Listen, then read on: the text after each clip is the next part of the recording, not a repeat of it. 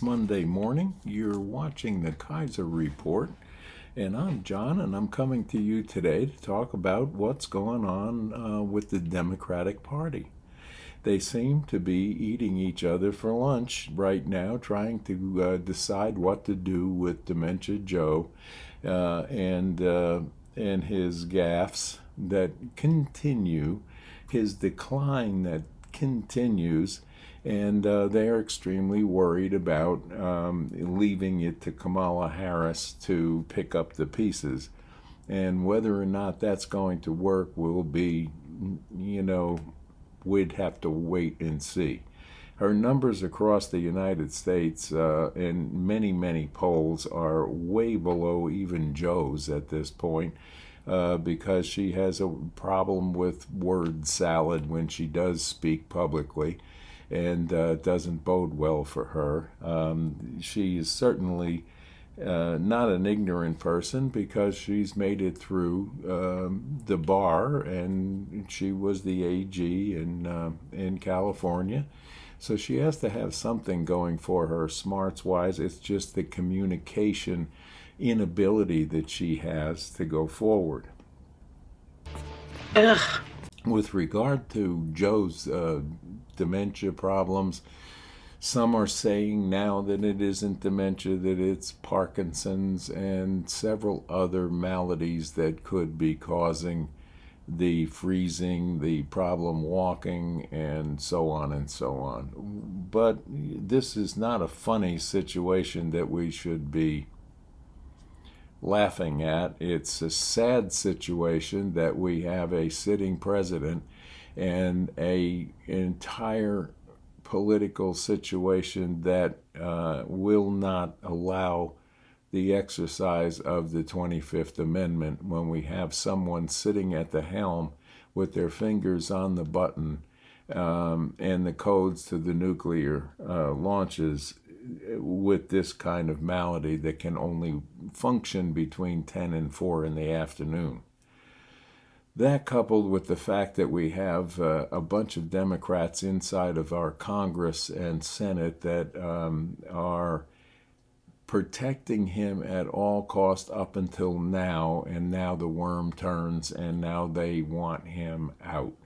And they want to install the next person that will carry their message that they continue to push both on climate change, abortion, and things, that are not political footballs, but they're being used as one. What is this ghastly travesty? God only knows what will happen to Joe in the next couple of days. The NATO meeting that he is hosting in D.C. today should be very interesting when it comes across the news channels about what he has said or didn't say or lied about. Which brings us to talking about he and Jill are calling out the lies of Donald Trump. Whoa! This is amazing to me because we have a history of Joe from the Senate on with many, many lies, up to and including just the other day when he said he started NATO.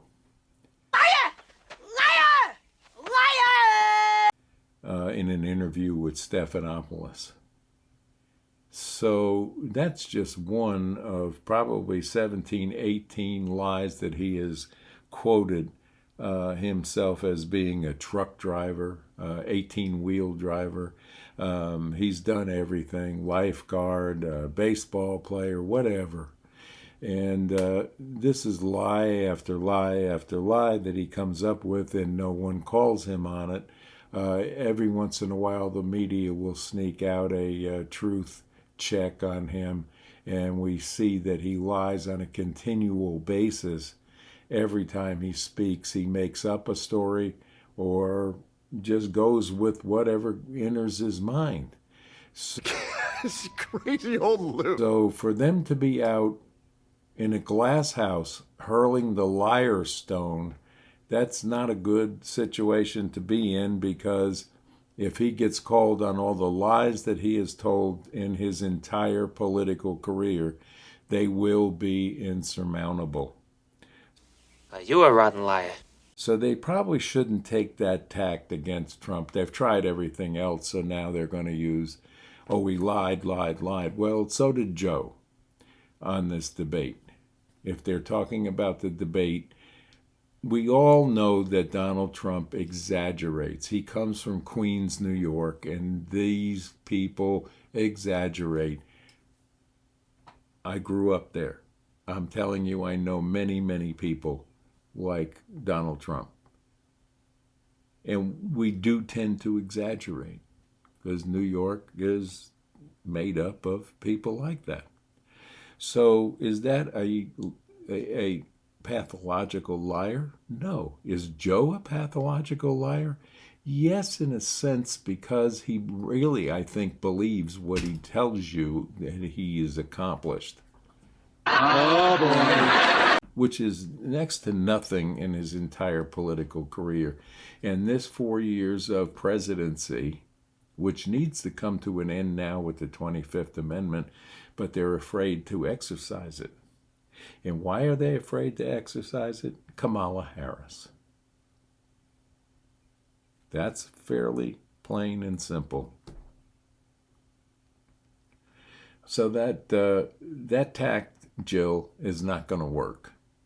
And to treat him like a kindergartner in front of the entire world the other day, Joey, you did such a great job. You answered all the questions. Come on. Oh, snap. And this insistence on him staying in is only for her benefit and for Hunter's benefit. And why in the world is Hunter attending meetings, high-level meetings in the White House? You need to ask, why is that happening? Shocking. What's going on there? But that brings us around to, we'll see what happens with the NATO meeting. They're kind of sweating it because they get a free pass for most of Europe, and they're dreading Trump coming back into power because he makes them pay their fair share. And they don't want to do that. They want us to bear the entire burden to protect all of Europe, and we can't protect our own border right now. And we have spent almost $1 trillion in wars that we don't belong in. Our military is suffering. Our economy is suffering. And if Kamala Harris gets in, it can only get worse.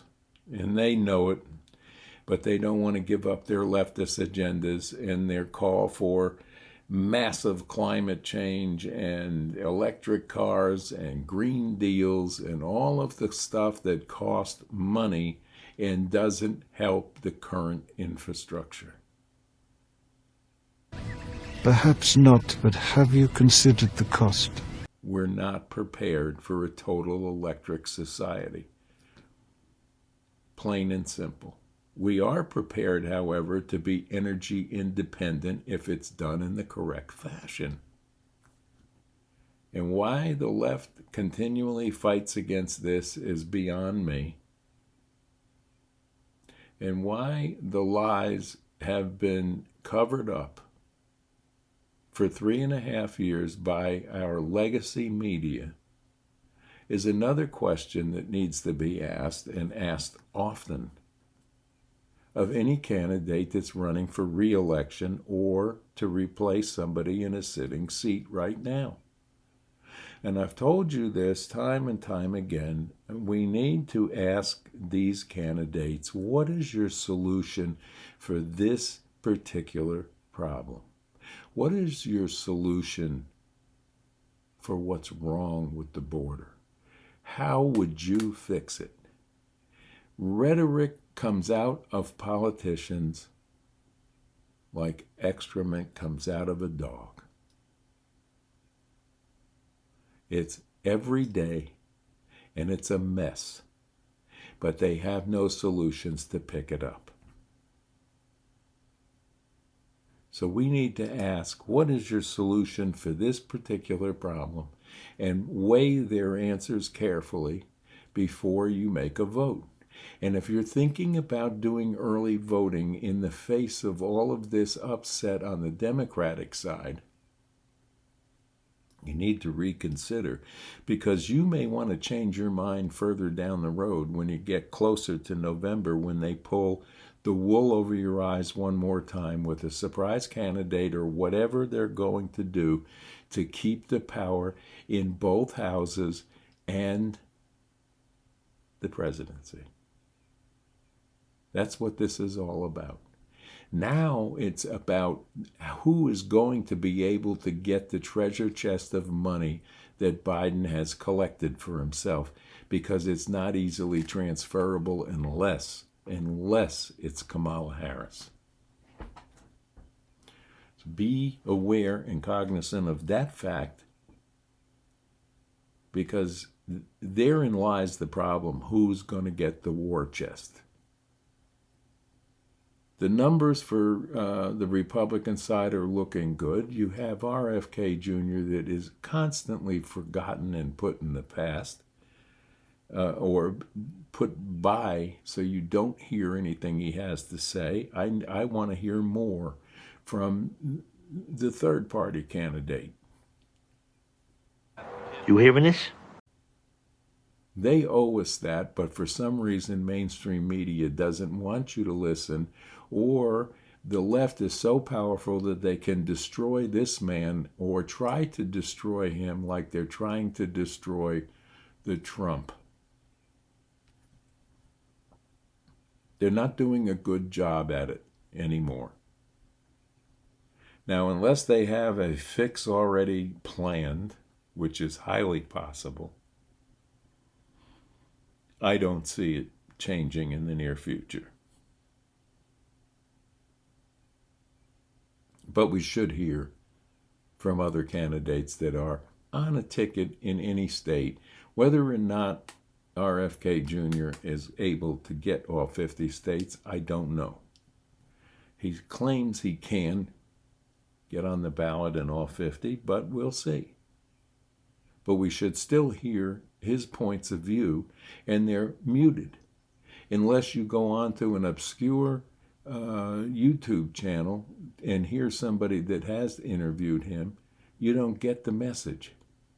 You're not getting the messages because they're trying to make RFK Jr. irrelevant. Now the big talk out of mainstream media will be the vice presidential pick for Donald Trump. And when is he going to announce it? Will it be at the convention? Will it be before the convention? But I'll say this, and I hope you're listening, Donald Trump, because if you do not pick Ben Carson, you're making a grave mistake. This is a brilliant man, a calm man, one that will be a benefit to anyone's ticket in any position in any cabinet. And he's proven himself to be a thinking person with a ton of common sense, which is what this country and its politicians are totally devoid of now. This is a biggie. There's a lot of talk about this governor and that governor and so on, and will it be a woman? Will it be a person of color? This is all nonsense. You pick a VP that can step into your shoes and run things with common sense, with knowledge and understanding of the world and people in case something happens to you. That's your backup plan. Don't groom somebody to come up through the ranks later on. Look at Kamala Harris. Diversity hires have all but ruined this country because they're in jobs because of their diversity, not because of their smarts or abilities to be in the positions that they're in. It's plain and it's simple. So I hope and I pray that his pick is someone like Ben Carson or Ben Carson himself. Will it be? Your guess is as good as mine, but this is my hope and my prayer that that happens if Donald Trump remains a viable candidate or they don't come up with something else even worse. Which brings us to this story this weekend on some of the news channels that Hillary Clinton could be the replacement. That's not right. Hillary Clinton has never gotten over to losing to Donald Trump. And she will do anything in her power to disrupt this election. And if she gets put back into the running for it, I wouldn't understand why, but she is powerful enough to pull it off. That's just not right. And the Clintons, I don't need to tell you about their storied history. Or do I? It's not comical.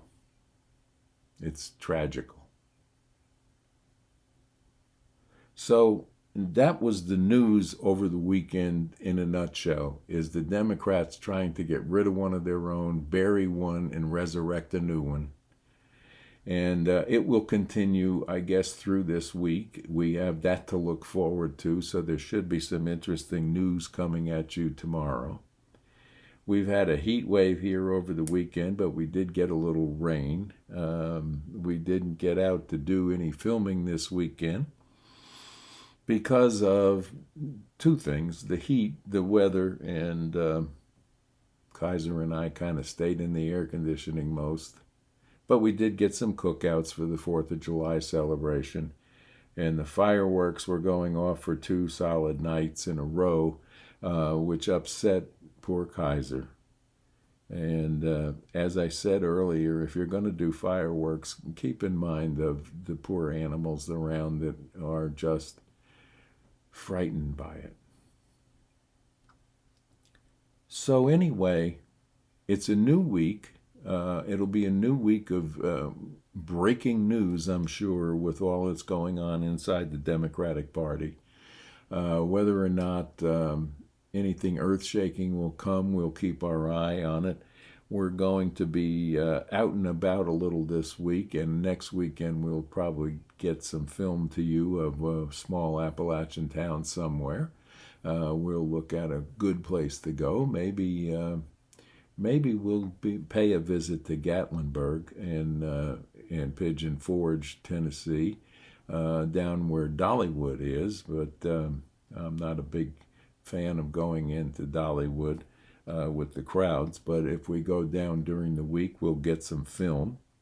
And we'll visit Gatlinburg, which is a great place to visit. There's so much going on there. And it's a fun place to just people watch, if nothing else. So we'll try and get out and get you some footage on that. But until then, we're going to say to you, have a great, great Monday. Enjoy. God bless you all, and thank you again for tuning into the Kaiser Report. We always love your support here and your subscriptions that keep us current. So until tomorrow, we're going to say bye-bye now.